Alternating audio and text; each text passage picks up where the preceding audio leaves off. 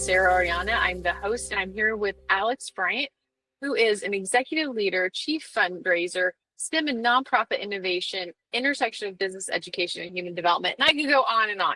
So I came across Alex's LinkedIn profile and was truly blown away because of his work in STEM and with young adults. And I have to tell you, it's a passion of mine from previous work experience. So Alex, welcome to the show.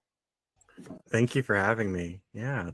Oh, I'm excited. I'm excited. So as you know, after school programming, any way to add that excitement to the school day is a passion of mine.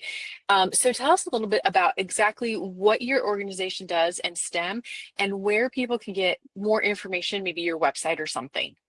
Yeah, absolutely. So we run a nonprofit. We're based in Charlottesville, Virginia, but we operate in Virginia, DC, Maryland, and parts of West Virginia.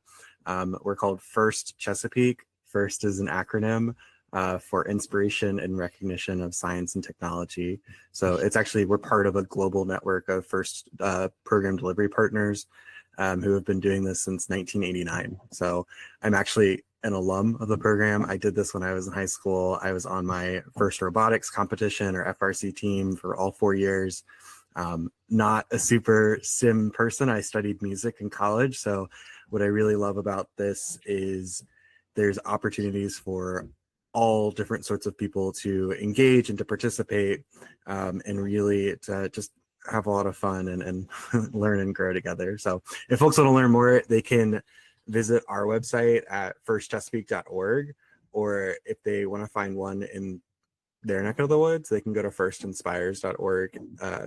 First is the largest youth serving STEM nonprofit in the world. So wherever you are, there's likely a FIRST program near you, and I encourage you to reach out. Wonderful. So unfortunately, I am just old enough that STEM was not a thing when I was in school. I wish it had been, but I got to participate in STEM with my daughter. And I will say she's more on the artistic side, so we've always done STEAM. So wonderful programs, huge supporter of those. So thank you for sharing that. So as we just talk about your work in general for a minute, what's your passion? What drives you every day to get up? And I mean, let's be honest, I've run nonprofits, you're running a nonprofit. It's not easy. What is that passion that drives you to get up every day and give everything you have? Yeah, and I've been running nonprofits for like my whole professional career, so it changes a little bit with each one. For First, it's because I really believe in the mission, and I think about the scary things that are happening in the world. My wife and I recently had our daughter 2 years ago, and my wife's pregnant now, and so I think about like their future and what that means, and I think about the challenges that like we as humans will have to face, and I feel confident that our program is preparing them, our students and these future leaders, not only to solve the problems, but to do it in an ethical way, to do it in a considerate and a gracious way. And I think that, you know, as scary as the future seems, there is this little ray of hope of like, well, if these kids are going to be leading it, I think we'll be okay. Like I feel good about that. And so what motivates me is I want to make sure that every student has that opportunity. I went to an engineering high school, so it was kind of a no-brainer that there would be a robotics program. But when we're working with schools that don't even have labs or don't even have a full-time science team, it's something where it's just not a guarantee. It's not something to be taken for granted. And so it's so important for us to reach into those communities, to figure out the players who are there, to bring this program or any student program to them, because it opens doors. It is upward mobility for a lot of families, and it's a pathway to bigger and better things. So I think that's huge what we're doing, and it's so important. And I think about the tens of thousands of kids that we're reaching already, and I think about the many more that we're not reaching, and they're the reason why I get up. I love that. So just kind of building off of what you said, I don't want people to think that this is just a robotics program, because in a previous conversation that you and I had, we talked about the 21st century skills that come into this, and those soft skills that are so vital for work, but aren't taught in school necessarily. Could you just expand for a minute on that too, so people can understand the true breadth of what you do? Yeah, absolutely. And that's one of the reasons why I like First over any of these other programs. I think that like the STEM skills that you get, the engineering, the CAD, the coding, the programming, etc., it's great. It's super valuable, but we all know it's changing day by day. You know, with AI, everything is totally being upended. And so it's important to know those skills. It's important to know how to learn new skills. But what really makes this program different and unique is the human development angle. This program is kind of like, it marries mentorship in the best way, where you have adult mentors, professional engineers working with high school students, working with middle school students, working with elementary school students, showcasing this is how you behave professionally, this is how you behave graciously. The kids that go through our program are navigating common problems that pop up every single day, but they're starting at such a young age. So when you get these skills like how to advocate for yourself, how to resolve conflict, how to be confident in yourself, you know, those are super, super important skills.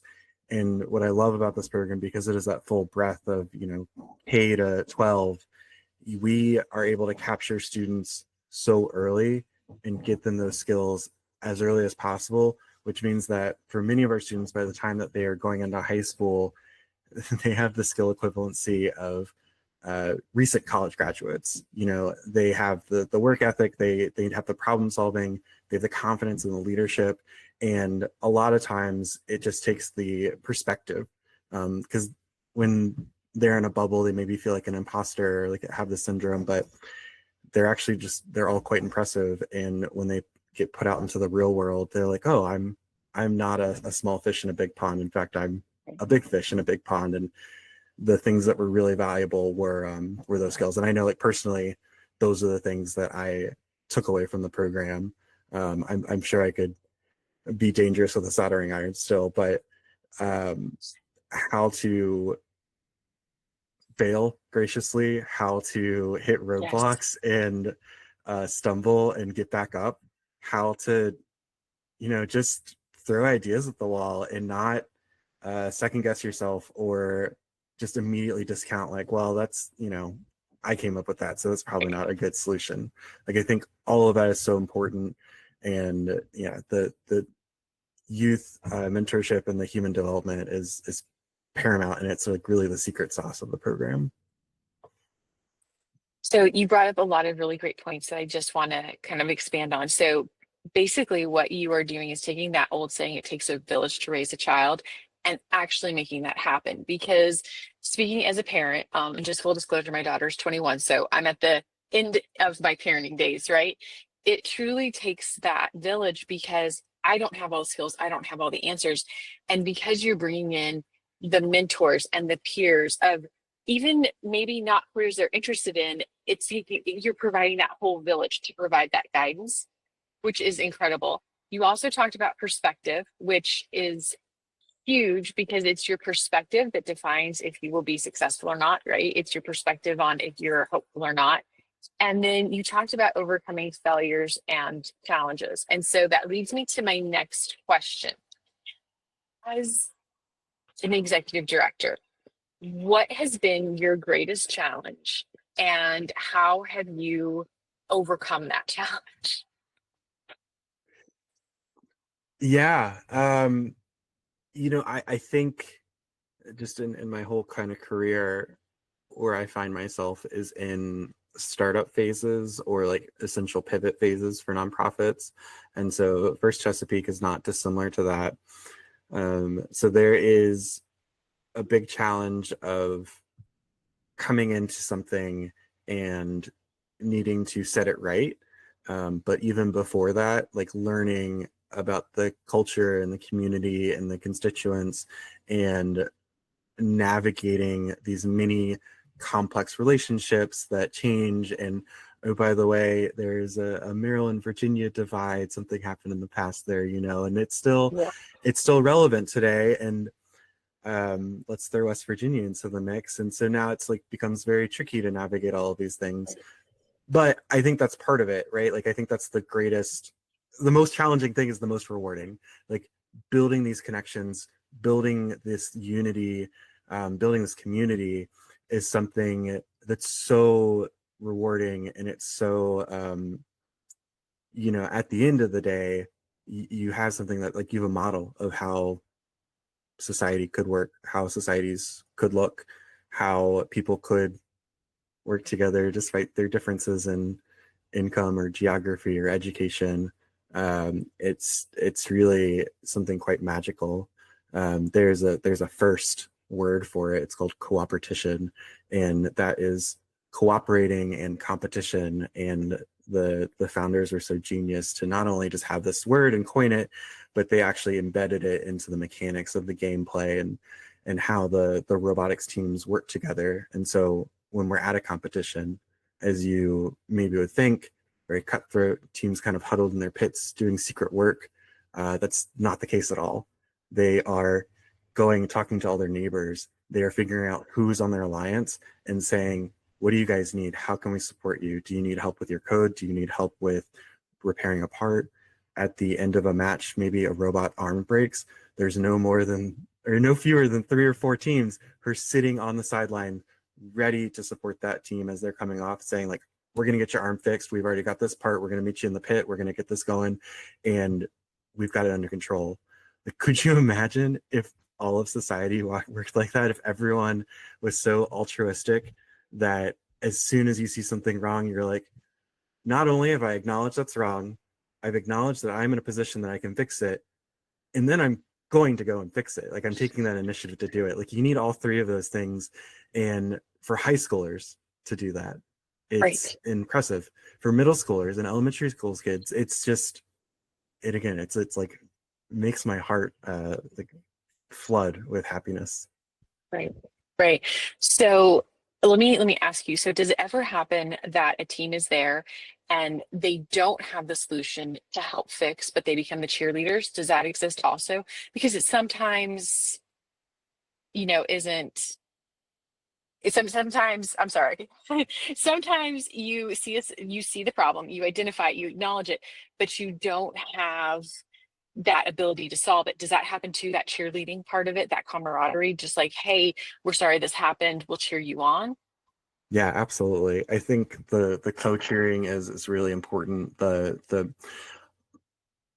recognizing like Chesapeake as kind of this artificial community of multiple states in a Right. district, that we're all under the same banner, that we're all here together for the betterment of everyone. So definitely it happens.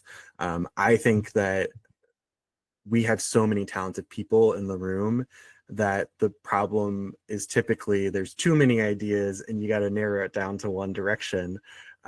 Very few times it's like, this is just a terrible thing that's happened and we're sorry. I mean, I'm sure that Right. happens, but it is it's few and far between, I would say, and from my experience at events. And I, Right. I do know too, So when they do happen like that, if something irreparable, maybe you broke a $6,000 motor and it's like, well, we just don't have another one of those. Teams immediately follow up after events to come and help support going to their build sessions. A lot of times teams have old parts that they're like, well, we've got that $6,000 motor, but it's the 2022 edition. Like, we'll put it in a box and send it to you. It's in our shop right now. And that way you'll get it and you can put it and get it to the for the next competition. And so it is this like it's not performative. It's not happening game day. It is happening throughout the whole season. And what the kids don't know and they'll figure out later is like it's happening throughout their whole life. Like they're using these skills right. every single day in every interaction that they have. And that's what makes them exceptional. I would agree, exceptional. Truly, I would love to come and experience this personally, just because I feel like it could be addictive with how, like, Yeah. the hope and the resiliency and the happiness that just goes into that and the camaraderie. So let me throw the $1 million question at you. So what you're describing is like the ultimate. society, right? The ultimate human society where we overcome our differences to help each other. So how do we get, for lack of a better term, adults to act as well as these high school students? Yeah, and certainly. I mean, it starts with the adults, right? Like the adults have to model this behavior. I think that's, again, really important that the people who are coming into this community, who are mentoring the kids, it's like, yes, we have teachers, we have, your physics teacher, your engineering teacher, the obvious folks that you would think. But then we have, um, I'm an electrical engineer from Dominion Energy, and I didn't have a chance to do this program when I was in high school. I think it would have been super valuable for me, so I'm going to volunteer my time. Just the act of contributing and volunteering, like, you've already gone so much further than many of your peers, and you are already contributing so much just by showing up and being a sounding board for a student. That is invaluable, and that shows them, the value of volunteerism and mentorship and altruism, that they're not getting lectured about it. They see it happening in real life and they embody that. I think for, like, as I think about like broader communities, Mhm. it's communication and listening. I think that we often get caught in these kind of like echo chambers of feeding back our own assumptions and thoughts and these things. And something I love about First and working in like the diverse communities that we do, Virginia and Maryland have extremely rural parts and extremely urban parts. Mhm. And when you put them all together and kind of put them, say, like, we're all here for a robotics competition, suddenly that all goes away. And people don't see it as like the haves and the have nots, or like, oh, we're from this community and you're from that community. We look this way and you look that way. It's like, we're all here to do the same thing. And the like leveling of the field just happens naturally. I think the cross pollination of ideas, as I mentioned, this is an international program, and so one of the things that we love is we get to send teams every year to represent our district on the international stage. And so now they're going and they're meeting with like the Romanian teams or the German team or the Chinese and the Japanese teams, and it's just like an incredible opportunity for students. And this isn't just at the high school level, it's all the way through. So we have elementary school students there, middle school and high school, who are doing this kind of like cultural exchange around this common language that we all know and love. And it's like, oh, we're not that different. Like, oh, like we, maybe our customs are different, but like 99% of us are like basically the same. And Right. I think that having that realization earlier helps. I think that being able to listen to others and like actually hear what they're saying and like have empathy helps. And then being able to like advocate for yourself and share your own thoughts and your own ideas and not feel like you're being like squashed out. Like, that's really important too. And so like you need all of that into play to have this healthy dialogue. And I think Right. that's what we need, more healthy dialogue. I think you hit it on the head. What I so often say is I feel like our leaders need to go back to kindergarten because they're just not listening to each other, right? They don't know how to communicate. And so I think you're hitting it on the head so much. You're creating that sense of community, teaching how to have that conversation, which is as much learning how to listen as it is learning how to speak. And you're teaching these kids these skills. So, what advice would you offer to someone considering a career like yours and a career following their passions?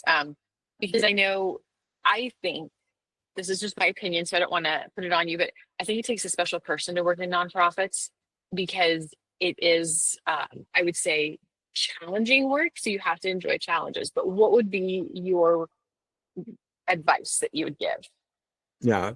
So I'll walk this back to probably like a very transformative moment for me.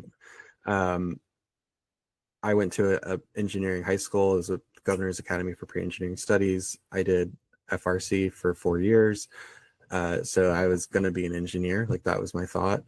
Um, I went to college. I went to the University of Virginia, went to their e-school, and I was there for all of like a month before I was like, this is not for me. Like, the values don't align. I'm not interested in this. Like, yes, I can solve the problems. Yes, I can do it, but it's not like, it doesn't motivate me. And I was talking to my advisor at the time, who's a wonderful man, and he was like, yeah, I think undergrad engineering programs are just, a waste of time anyway. Like college is about finding things you like and, you know, doing what you're passionate about, doing things you don't know about, and like studying that and figuring out if you like it or not. And he encouraged me to like drop out of e-school and go and kind of explore different things. And I think having that permission to get off the path was really powerful. And having it from someone who I respected and who was on a path that I was like going towards was really powerful too. Right. And so that's where I ended up studying music. I just took a bunch of classes that I liked. And so it was like a major in music and a minor in bio because I really like plants. I worked in a plant lab when I was at school. And I think I carried that with me forever. So all of these things that I do because I care about them and I'm interested in them more so than what I'm like financially or like whatever getting out of it. And so you can see that through my like career trajectory because I came out of school and I ran Heritage Harvest Festival at Monticello, which was looking at like the intersection of enslaved laborers and like capital S Southern foodways and culture, which I loved. The spoiler is like a lot of these traditions come from enslaved legacies and the African diaspora, which I think is very interesting and makes a just incredible story. I went from there and I helped manage a civic innovation festival in Charlottesville, which was looking at like small cities and how they could be laboratories for innovation because they're small and they can pivot easily and they can try things, and then looking at how we can share those playbooks out. And so I think that's a little bit where this idea of sharing and leading and communicating and like, yes, we all might have different zip codes, but like actually when you boil it down, we're all addressing the same problems and we're just coming at it from different ways. Like what would happen if we just all went in the same direction? Right. And lo and behold, those problems become a lot smaller. And after that, I ran a public art park in Charlottesville, which was starting up. And so helping it get its footing. But really, for me, what I was passionate about there was third places, which is this concept of like existing outside of your home and work, and how you can create a place that provides this intersection of cultures and community. Again, this idea of we're not all that different. We just need these opportunities to be put in the same place. So I think that that's really the legacy. And, for those who are thinking of, should I do this or should I not? I mean, I've always jumped and not really known that it's going to be okay, but I stumble upwards. So I had a board member when I was at the Civic Innovation Festival, and he was like, it's amazing when you close a door, what doors open, but you'll never know until you close it. And Yes. I think, again, like that's a super helpful perspective. And at that point in time, I was like, well, I'm not going to quit my job. Like I'm not that silly. But like it helped, it helped to plan, to figure out like, what do I need to survive and to exist and to be able to like pour myself into community, and what's superfluous, like what's like a nice to have. And I think that's something that has really helped, because no one's going into nonprofit for the glory or the gold. You're doing it because you really believe in the systems that you can change. Right. So I have to say, you have echoed so many things that I've needed to hear over the last few weeks, which I think is a good reminder that as we're on this journey, we need to hear the same things over and over again because we are human, right? It's that rhetoric, that routine that helps us remember those things that drive our passions. And like yesterday morning, I was looking for an audiobook that I could listen to about optimism because I felt like I was being overly pessimistic. So I listened to a book about optimism. Today, I listened to another book about optimism, and I was reminded yesterday about what you said. When you close a door, so many other doors open, and it's that excitement of a new beginning, right? And so I have to say that you were an inspiration to me because it took me, I'm 45 now, but it took me 42 years, right, to learn the lessons that you're talking about. And so it's only been the last 3 years that I've been able to explore them and feel them and start to understand that process. And I admire the generations under me because I see that resiliency and I see that hope. And I love just listening to the way younger generations talk about things. It gives me so much hope for what's coming. And I wish I could press a fast forward button, but that would ruin things. But I just want to say your perspective, speaking as somebody who's in the middle of a career, middle-aged, that's exactly what you have to do. You have to fall forward. You have to stumble forward. Like you said, you have to jump at every opportunity. I'm like you, I've taken every opportunity that's ever come up to me. So my career has been all over the place. No regrets at all. Right. Right. And it's all about the people that you meet and the conversations that you have and the inspiration that you give to others. And it's remembering we're all human beings and there's really nothing different, right? There's no differences between us. And so thank you for sharing your passions today. Thank you for being so hopeful and inspiring. And I hope that people who listen to the conversation don't hear me. I hope they hear you and are truly inspired by your words and also find a way to give back, find volunteer. And I can say sometimes volunteering and giving back is as simple as just talking to your neighbor, just being that person who's there for a lonely person. That's right. Yeah. And I think that's all it takes in a community is like knowing the people around you and being open to conversations and to working with them and supporting them and just, doing kind things. I think it's the small little gestures throughout the day that like really provide a lot of value and grounding in life. Mhm. And I don't know, like I was raised in the South, like you hold the door open, and now I think about it and it's like, yeah, like you do, and it's not a big deal. And Yeah. and it's so nice to look at your neighbor and say, it's no problem, you know? Right? Okay, so I was raised in the North, so it's always been rush, rush, rush. So I'm learning the Southern graces, is what I say. I'm learning it, and it's a true skill. But you're right, it's that slow down in the day, and it's the opening the door and knowing your neighbors and even knowing their routines. And when their routine is off, just checking on them and saying, "Hey, can I help? Do you need anything?" So thank you, Alex, for just this was so much more. This was a conversation about humanity and humankind and what we can be in the future. And thank you for being so inspiring. I truly hope that one day I could be as inspiring to you or help you in some small way as the energy that you shared with me today. So thank you. No, thank you. And it's wonderful. It's always wonderful to talk and to think about it and to meet others who share the same thoughts. Because I really do believe so many of us feel this way, and Yes, they're just invisible barriers or ties in our lives that cause us to not act on it. But I think, when the glass shatters and you're like, oh, we're all people. Like I'm a person, my neighbor's a person, the person who's running this business is a person. Like we all had parents. We all grew right. up. We all, you know, probably did things that we shouldn't have done when we were kids. Like it's all the same thing. And I Yeah, love that. Like I love being connected to humanity and being just part of this cohort of people who get to share the earth at the same time. agreed. Agreed.